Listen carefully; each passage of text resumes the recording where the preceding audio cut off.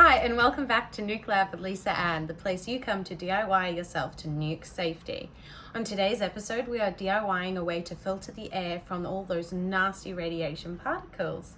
We have two parts in today's episode, so grab yourself some paint, tape, and scissors, and let's get to it. Paint the window to help reduce the possibility of starting a fire. Tape the window to seal it. Board up the window for the blast. Grab curtains, towels, duct tape, and scissors to make a window filter. Fold and tape the curtains and towels together into as many layers as possible to fit the window.